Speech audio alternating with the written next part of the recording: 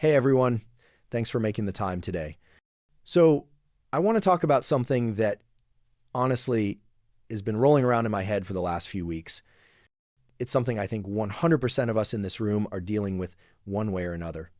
Let me ask you a question, be honest. This morning, within the first 5 minutes of waking up, what was the first thing you did?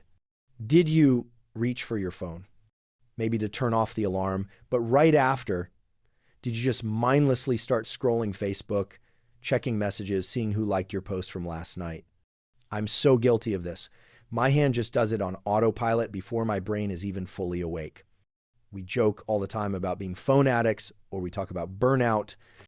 But I was reading this document recently, and it really made me rethink everything. It had this one opening statement that it really hit me. Forget what you think you know about digital burnout. Because the true cost of our always-on world isn't just screen fatigue or a sore neck. The document said, it's a profound shift in our well-being, one that you might not even realize is happening. A profound shift. That's a heavy phrase, isn't it? It's not just a symptom, it's a shift. It's happening to us and in us. So today, I want to unpack the unseen repercussions of being perpetually connected, not to scare us or to get us to throw our tech away, but just so we can see it clearly. Part 1, the always-on illusion. The first trap we all fall into is the always-on illusion. The document had this amazing hook. Are you truly connecting or just constantly reacting? Think about it. You're sitting at dinner with your family and your phone dings. You reach for it. That action isn't connection. That's a reaction. You're deep in a work project, 100% focused. A Slack notification pops up. You click it immediately. That's a reaction. We are living in this subtle shift from presence to perpetual availability.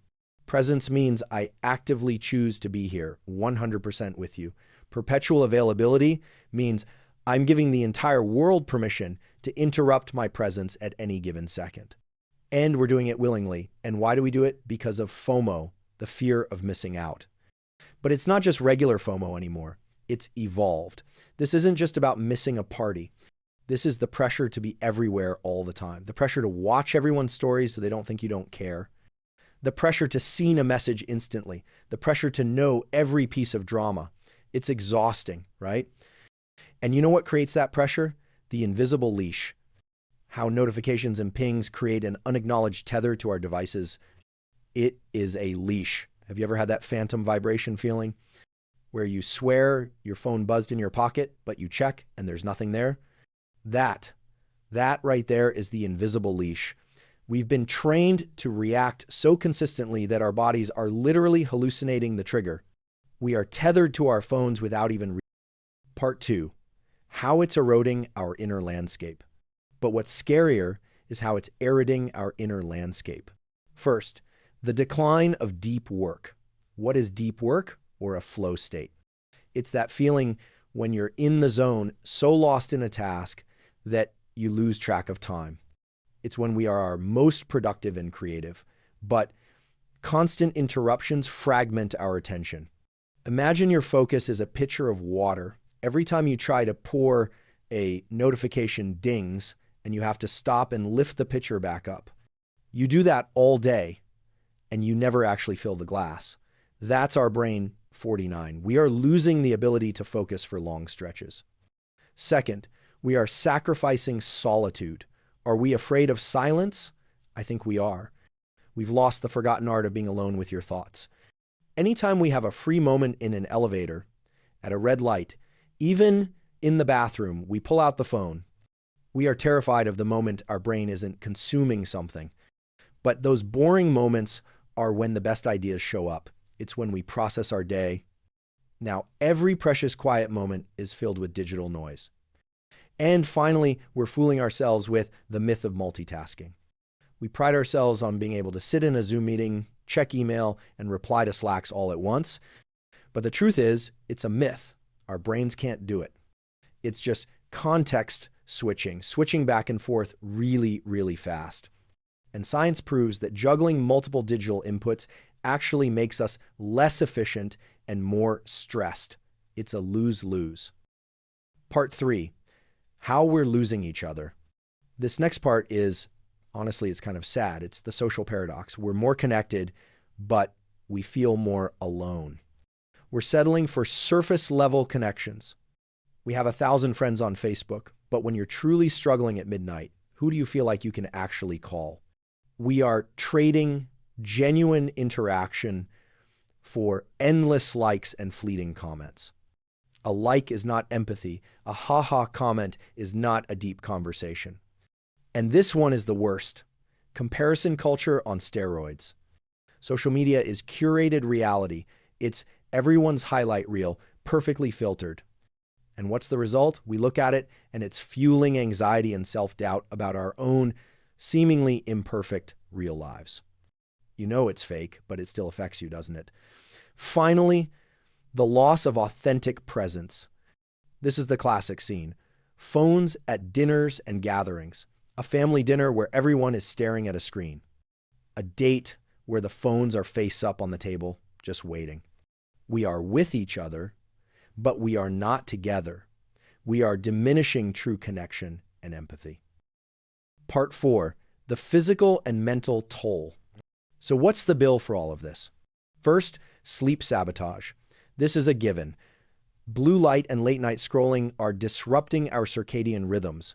We're tired but wired. Next, tech neck and eye strain. This is a hallmark of our generation. Our bodies are paying the price for this cumulative physical discomfort.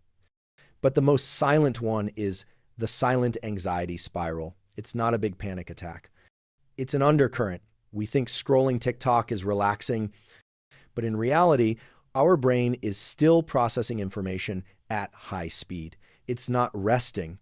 And this constant connectivity contributes to burnout and mental fatigue, even if you don't realize it. Part 5. So, how do we reclaim our lives? Okay, so I've been roasting us for a few minutes now. It sounds pretty bleak, right? But my goal isn't for us to throw our phones away. No, we can't. We need technology for work, for connection. The question is, how do we reclaim our digital lives? How do we use it so it doesn't use us? And I found a few practical, no-nonsense ways. 1, strategic disconnection. The key word is strategic. It's not about abandoning, it's about controlling. Set boundaries. Create digital-free zones. The easiest one, the dinner table. Make a rule. When we sit down to eat, the phones are away. Second, the bedroom. Don't charge your phone next to your bed. Charge it in the living room. For the last hour before bed, don't use it. Read a book, a physical book. 2, mindful engagement. This is about shifting from reactive consumption to intentional use. Before you mindlessly pick up your phone, just pause for 1 second. Ask yourself, why am I picking this up? If the answer is to reply to my boss's email, then go in, reply to the email, and get out. Don't fall down the 30-minute scroll hole. 106. Use the tool. Don't let it lead you. 3. And finally, this is the reward, the joy of being present. We need to rediscover the richness of real-world experiences without the digital filter. The joy of a meal that you actually taste, not just photograph. The joy of a conversation where you actually look at the other person's eyes.